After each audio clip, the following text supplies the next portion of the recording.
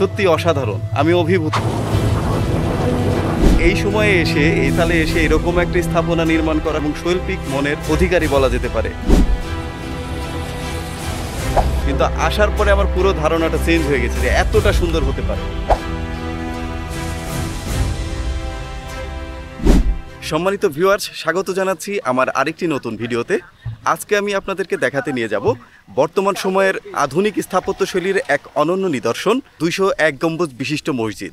আমরা যাচ্ছি ধনবাড়ী উপজেলা থেকে দক্ষিণ দিকে কয়রা রোড ধরে। চলুন দেখে আসি মসজিদটি। আজকে আমার ভ্রমণ সঙ্গী হিসেবে রয়েছে ছোট ভাই প্রয়াস। চলুন তাহলে জেনে নেই কোথা থেকে কিভাবে কোথায় আসবেন এই মসজিদ দেখতে। তবে তার আগে আপনাদের কাছে আমার অনুরোধ রইল, আমার এই চ্যানেলটি সাবস্ক্রাইব করে আমাকে উৎসাহিত করবেন। ঢাকা মহাখালী বাস টার্মিনাল থেকে প্রতিনিয়ত বাস ছেড়ে আসে টাঙ্গাইল জেলার গোপালপুর উপজেলায়। 400 থেকে 500 টাকা ভাড়া দিয়ে আপনি চলে আসতে পারবেন গোপালপুর বাস টার্মিনালে। গোপালপুর বাস টার্মিনালে নেমে সিএনজি অটো অথবা ভ্যানে করে মাত্র 40 থেকে 50 টাকা দিয়ে চলে আসতে পারবেন দক্ষিণ পাথালিয়া 201 গম্বুজ বিশিষ্ট মসজিদে। যাত্রাপথের এই দৃষ্টিনন্দন বাড়িটি আমার দৃষ্টি আকর্ষণ করে। ব্যক্তিগতভাবে আমার খুবই ভালো লাগায় আপনাদের সামনে তুলে ধরলাম। আশা করি আপনাদেরও ভালো লাগবে। একটু যাত্রা বিরতি দিলাম, কাছাকাছি চলে আসছি। একটা চায়ের দোকান দেখলাম, ভাবলাম একটু চাটা খেয়ে নেই, তারপরে আবার আমরা যাত্রা শুরু করব।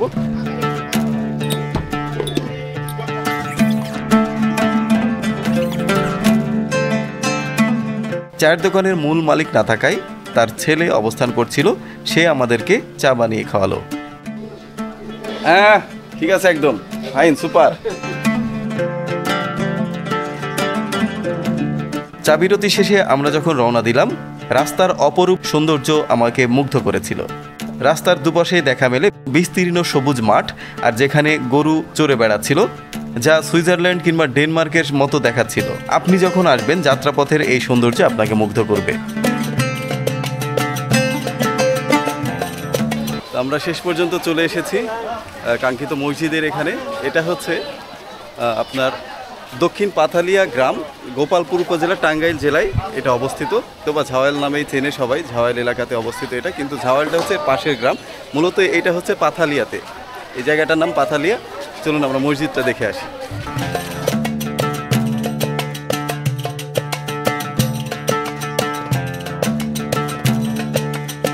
টাঙ্গাইল জেলার গোপালপুর উপজেলার দক্ষিণ পাথালিয়া গ্রামে নির্মিত হয়েছে দৃষ্টিনন্দন এই মসজিদটি।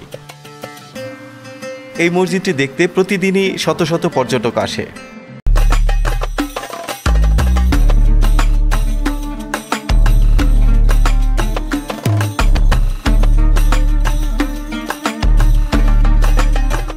এটা মূলত 201 গম্বুজ বিশিষ্ট মসজিদ। এটাতে 201টা গম্বুজ রয়েছে এবং 15 বিঘা জমির উপরেই মসজিদটা প্রতিষ্ঠিত। মসজিদটা মূলত ব্যক্তিগত উদ্যোগে করেছেন। এই মসজিদের মূল প্রতিষ্ঠাতা হচ্ছে বীর মুক্তিযোদ্ধা রফিকুল ইসলাম। এই নদীটির নাম ঝিনাই নদী। এটি মূলত যমুনা নদীর একটি শাখা নদী। এই ঝিনাই নদীর পাড়েই নির্মিত হয়েছে দৃষ্টিনন্দন এই অপূর্ব সুন্দর মসজিদটি। এইটির নির্মাণ ব্যয় ধারণা করা হয়েছে 100 কোটি টাকা।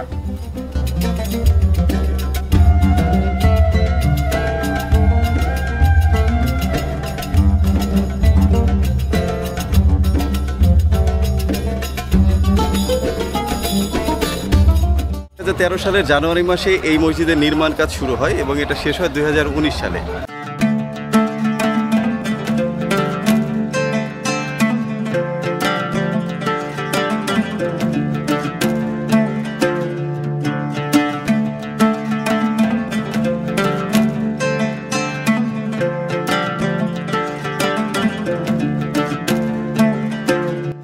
এই মসজিদের ভেতরে প্রবেশ করলে এর ভেতরের যে সৌন্দর্য আপনাকে এমনভাবে আকৃষ্ট করবে, আপনি দুনিয়ার অন্য সব কিছু ভুলে যাবেন। মানে আপনাকে এমনভাবে আকৃষ্ট করবে, এর বাইরে আপনি আর কোনো কিছু চিন্তা করতে পারবেন না।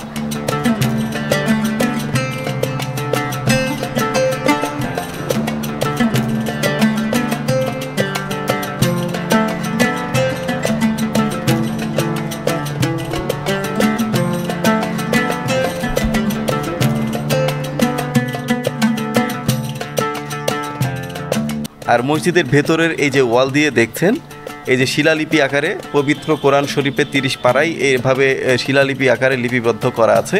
এটা আসলেই ব্যতিক্রমী চিন্তাভাবনা, এটা দেখে আপনিও মুগ্ধ হবেন।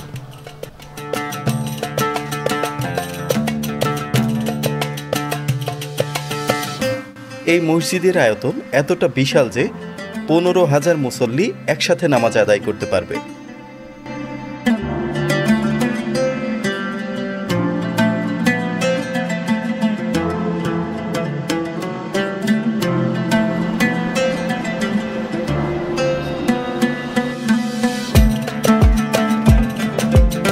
চলুন তাহলে মসজিদের ছাদে গিয়ে দেখি তার সৌন্দর্যটা কেমন।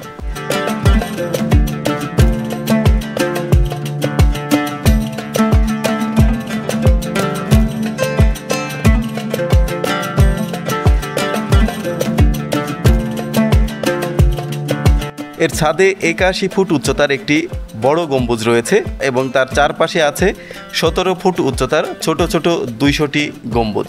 এই সব মিলিয়ে গম্বুজের সংখ্যা 201টি।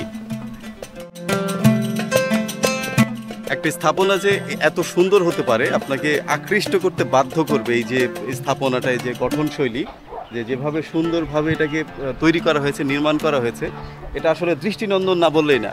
এটা আসলে মানে সত্যি বলতে এটা চরম আকারের একটা দৃষ্টিনন্দন মসজিদ। এইরকম সৌন্দর্য কিংবা স্থাপত্য শৈলীর যে নান্দনিকতা, এগুলো আমরা 100-200 বছর বা 500 বছর আগে যে সমস্ত স্থাপনাগুলো তৈরি হয়েছে, নির্মিত হয়েছে, তখনকার রাজা বাদশাহ জমিদাররা যেগুলো করেছে ওইগুলোতে লক্ষ্য করা যায়। কিন্তু বর্তমান সময়ে এসে এরকম দৃষ্টিনন্দন একটি মসজিদ, একটা স্থাপনা নির্মাণ করা, এটা সত্যিকারের চমৎকার মন মানসিকতা এবং শৈল্পিক মনের অধিকারী বলা যেতে পারে যিনি এই মসজিদটি নির্মাণ করেছেন।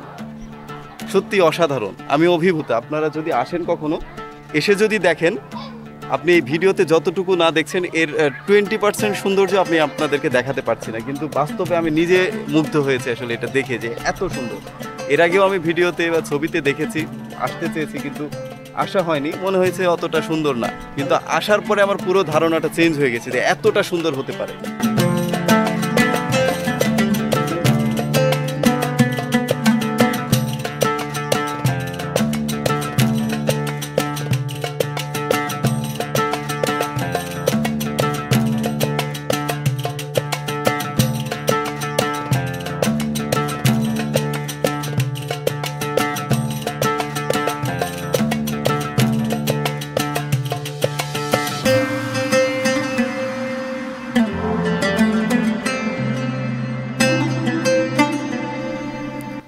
মসজিদের ডান পাশে রয়েছে অজুখানা, যেখানে 500 জনের অধিক মানুষ একই সাথে অজু করতে পারবে।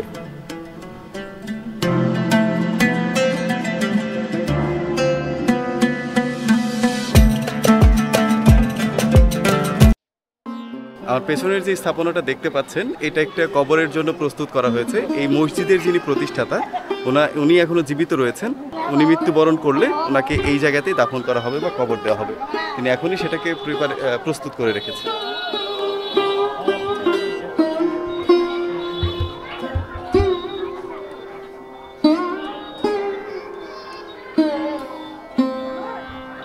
এটাও একটা নান্দনিক স্থাপনা। এই স্থাপনার মধ্যেও নান্দনিকতার ছোঁয়া রয়েছে। নদীর তীরেই মসজিদের ঠিক পাশেই আরেকটি ভবন নির্মাণ করা হয়েছে। এই ভবনটি মূলত বৃদ্ধাশ্রম হিসেবে ব্যবহার করা হবে। এটা নির্মাণ কাজ চলছে, নির্মাণ কাজ শেষ হলেই এটাকে উন্মুক্ত করা হবে বৃদ্ধাশ্রমের জন্য। মসজিদটি দেখতে কেমন লেগেছে অবশ্যই ভিডিওতে কমেন্টস করে জানাবেন। আজকের মতো এখানেই শেষ করছি, দেখা হবে পরবর্তী ভিডিওতে। সেই পর্যন্ত সবাই ভালো থাকবেন, সুস্থ থাকবেন। আর যদি ভিডিওটি ভালো লাগে অবশ্যই লাইক, কমেন্ট এবং শেয়ার করে পাশে থাকবেন।